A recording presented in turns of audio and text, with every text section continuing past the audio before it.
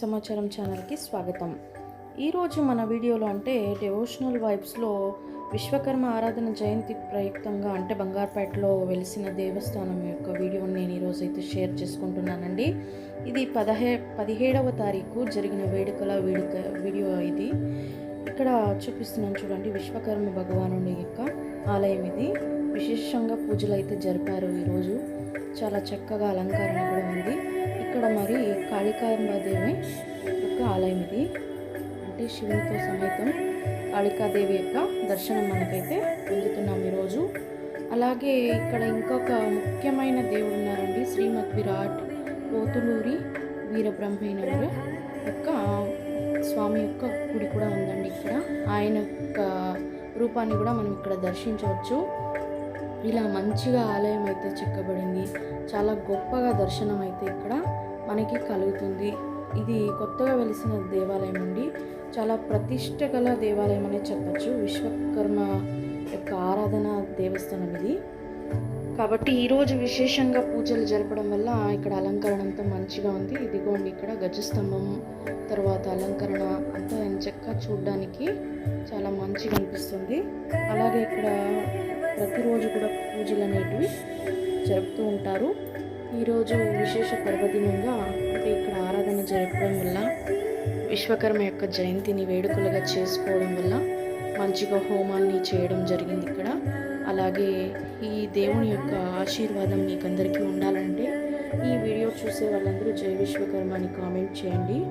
మంచిగా తన యొక్క కృపా కటాక్షాలని మీరు అయితే పొందగలుగుతారు అలా కామెంట్ చేసినట్టయితే. ఇక్కడే మనకి గణేశుని యొక్క దర్శనం కూడా జరుగుతుంది చూడండి. ఇంత చక్కగా అంటే విశాలంగా కూర్చొని ఈ పూజలు చేయడానికి హోమాలు చేయడానికి కూడా చాలా మంచిగా అనుకూలంగా ఉంది ఈ దేవస్థానం అయితే. అమ్మ కాళికాదేవి దర్శనం ఇస్తున్నారు, తీసుకోండి. శివుని సమేతంగా కాళికాదేవి యొక్క దర్శనాన్ని మనం ఇక్కడ చూడొచ్చు. అమ్మని వైభవంగా చాలా మంచిగా అలంకరించారు. విశ్వకర్మ యొక్క ఆలయము అలాగే కాళికాదేవి యొక్క ఆలయం కూడా ఉన్నారు. ఇక్కడ సుబ్రహ్మణ్య స్వామిని కూడా మనం దర్శించుకోవచ్చు. అలాగే చెప్పాను కదండి, ఎంతో విశిష్టత కలిగిన పోతులూరి వీరబ్రహ్మేశ్వర వాళ్ళ యొక్క విగ్రహం కూడా ఇక్కడ మనం దర్శించవచ్చు. పోతులూరు అంటే చాలా మనకి ఫేమస్ అయిన ఒక చరిత్ర హిస్టారికల్ ప్లేస్ కదండి. అలాంటి యొక్క గురువుల్ని అంటే దేవుణ్ణి ఇక్కడ మనం దర్శించుకోవచ్చు. ఎంచక్క ఈ దేవస్థానం మంచిగా నిర్మించడం జరిగింది. అలాగే ఇక్కడ ఉత్సవమూర్తులు అయితే కూడా ఉన్నారు. వీటిని ఊళ్ళోకి తీసుకెళ్ళటం అంటే ఊరేగింపుల కోసం తీసుకెళ్తారు కదా, అప్పుడైతే వీటిని తీసుకెళ్తారనమాట.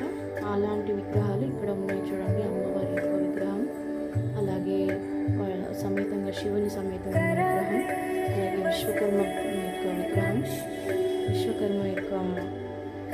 చూడండి ఇక్కడ ఎంత బాగా ఉందో. అలాగే మనకి ఇలా ఇక్కడ ఈరోజు వేడుకలు చేసుకున్న కలశారాధన అంటే కలశాలను వాళ్ళ ఇంటి నుంచి అంటే ఈ దేవస్థానం నుంచి తీసుకుని వెళ్ళచ్చు, లేదా ఊరంతా తిప్పుకుంటూ ఈ దేవస్థానం వరకు ఈ కలశాన్ని అయితే చాలా భక్తిగా తీసుకొచ్చి ఇక్కడ వేడుకలు అంటే హోమారాధన అలాంటివన్నీ కూడా చేయడం జరిగింది ఈరోజు. ఇలా విశిష్టత కలిగిన పర్వదినాన ఈ వీడియోను అయితే మీకు చూపించడం జరిగింది కాబట్టి చెప్తున్నాను. ఈ వీడియోను చూసే వాళ్ళందరూ జై విశ్వకర్మ లేదా జై కాళీమాత అని ఒక కామెంట్ అయితే చేయండి. ఎంచక్కా ఉంది దేవస్థానం అయితే. ప్రదక్షిణాలు చేసేందుకు వీలుగా ఇక్కడ వెనుక భాగాన్ని కూడా గణేశుని యొక్క చిహ్నం మనం అయితే చూడవచ్చు. అలాగే ఇక్కడ మెయిన్ అంటే కాళికాదేవి ఉంటారు కదా మధ్యలో, ఆమె దగ్గర అడిసిన చక్రంగా పెట్టారనమాట. అంటే పద్మకమల గుర్తు అయితే. తర్వాత సుబ్రహ్మణ్య యొక్క విగ్రహాన్ని కూడా మనం దర్శించుకోవచ్చు. దేవస్థానం ప్రదక్షిణలకు వీలుగా అలాగే మెడిటేషన్స్కు చాలా మంచిగా అనిపిస్తుంది.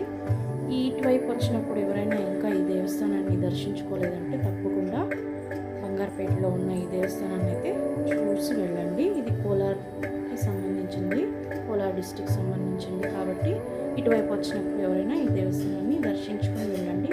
రీసెంట్గా అంటే 1 year అయిందండి ఈ దేవస్థానం అంటే చాలా ఇయర్స్గా పూజలు అనేవి జరుగుతున్నాయి. కాకపోతే ఆలయ పూర్తి నిర్మాణం అయ్యి 1 year